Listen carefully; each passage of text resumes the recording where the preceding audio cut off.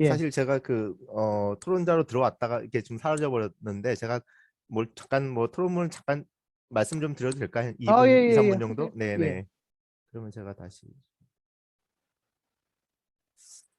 조금 전에 그 손석락 대표님께서 말씀하신 내용을 제가 조금 정리해서 이제 말씀을 좀 드린 형태가 아마 될 것 같은데요.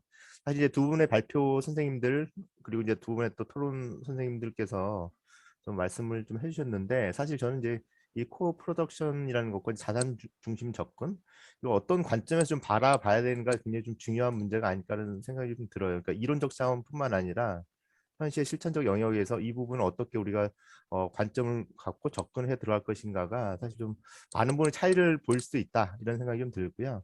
그래서 앞서 이제 설명을 해주셨지만 사실 코프로덕션에 대한 개념 자체가 뭐 통일된 어떤 입장이 딱 합의가 된 형태는 아니기 때문에 제 개인적으로는 이제 서비스의 제공자 혹은 이제 공급자하고 이제 수혜자 혹은 이제 소비자가 동등한 주체로 이제 생산 과정에 참여하는 뭐 이런 일련의 자발적인 활동이다 이렇게 말씀을 좀 드리고 싶은데 문제는 이 주체로 참여한다는 게 뭔지 그리고 생산 과정에 참여한다는 게 도대체 뭔지가 사실 저희가 좀 어, 중요하게 좀 판단할 필요는 있다. 특히 이제 정책적 과정에서 좀 그렇다 생각이 좀 들고요. 그래서 여기서 참여의 의미와 범위가 과연 무엇인가 이것에 따라서 사실 이제 다양한 개념이 나올 수가 있는데 경영학 쪽에서는 경영 전략 쪽으로 이제 좀 바라보는 측면이 있고 정치나 이제 행정학 쪽에서 이제 공공 거버넌스나 공동 관리 이거 앞서 이제 뭐 발표해 주신 내용과 좀 안에 포함이 되어 있는데요. 사실 근데 타임뱅크는 이런 영역들뿐만 아니라 사실 그 스스로가 무엇인가 창출한다는 개념이 있거든요. 그러니까 기존의 공공 서비스가 제공이 되고 있고 혹은 이제 기업이 생산을 하고 있는데 거기에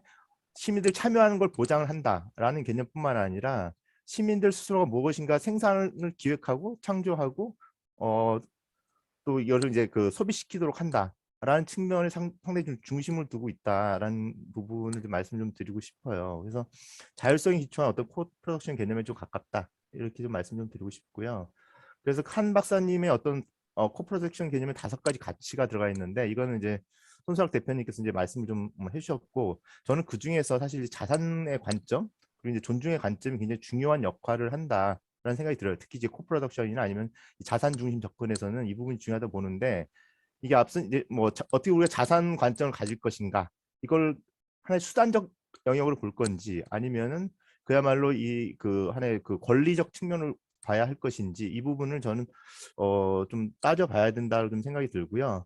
제가 볼 때는 사실 마샬이 얘기했던 그 사회적 시민권 아니 권리가 되겠죠. 특히 이제 사회권, 참여권 이 부분에 사실 중점을 두고 좀 봐야 한다라는 겁니다. 그래서 모든 사람이 이 사회에 참여할 수 있는 권리를 갖는다는 것은 사실 기회일 뿐만 아니라 보장되어야 하는 개념을 사실 확장이 되어야 한다라는 것이고 이게 장애인 문제든 노인의 문제든 여러 가지 사회적 약자 측면에서는 더더욱이 이 부분이 굉장히 중요한 측면이 있다라는 생각이 좀 듭니다. 근데 이게 왜 그런가? 제가 왜 여기에 좀 중심을 두고 말씀드리자면 사실 타임뱅크와 이제 코프로덕션 관계에서 앞서 이제 인재 교수님께서 말씀하셨듯이 이게 기존의 정부 정책 혹은 확장되어가는 복지 정책과 어떻게 이게 결합이 될 수 있을까라는 문제가 있어요. 타임의 측면에서 본다면 그런데 실제 이게 국가의 어떤 복지 체계나 아니면 이제 사회적 어떤 토대라고서 여러 가지 어떤 발전 단계에 따라 사실 공공 뭐죠 그 시민사회 영역이나 아니면 공동체 영역이 결합되는 양태가 좀 다르게 나타날 수 있지 않나라는 게 제 생각인 거고요. 예를 들면은 장애인 분들이 계시는데 이분들에게 국가가 모든 충분한 여건을 제공해주면 그런 문제가 발생하지 않을까? 타임뱅크는 필요 없는 걸까? 왜냐하면 이제 필요한 욕구는 어쨌든 물질적 욕구 혹은 이제 서비스적 욕구는 충족이 됐는데 그러면 이제 필요가 없는 걸까? 그렇지 않다는 거죠. 그러니까 여기에 우리가 의미하는 이제 참여의 개념이라는 게 들어온다는 겁니다. 그래서 생산을 얼마 잘할 것인가, 얼마 효율적으로 할 것인가, 얼마 재정적 그 재정의 어떤 소요를 줄일 것인가 이런 등등의 문제 그 서비스 질을 얼마나 높일 것인가의 문제와는 차원을 달리하는 참여의 문제가 존재한다라는 어떤 부분에 우리가 좀 주목을 해야 될 것 같다 생각이 좀 들고요.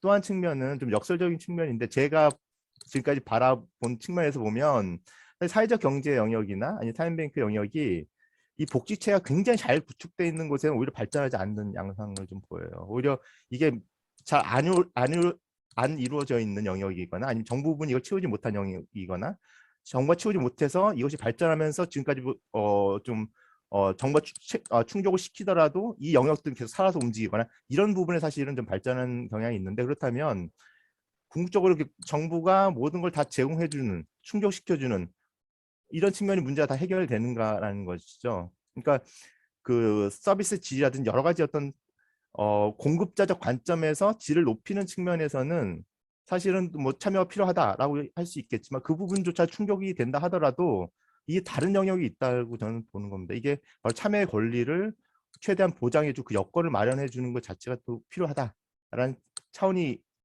있다고 보고요. 따라서 현실에서는 좀 굉장히 좀 유연하게 이 타임뱅크나 여러 사회적 경제 영역들이 결합돼야 한다. 그러니까 보편적 원리라는 부분을 그대로 적용하기에는 굉장히 현실에서는 다양한 측면이 있고 어려움이 있다. 이거는 저희가 우리나라에서 십수년간 그 사회적 경제 영역을 굉장히 강화시켰음에도 불구하고 여전히 많은 어떤 문제 제기가 되는 이런 부분이 결합되어 있다고 보고요.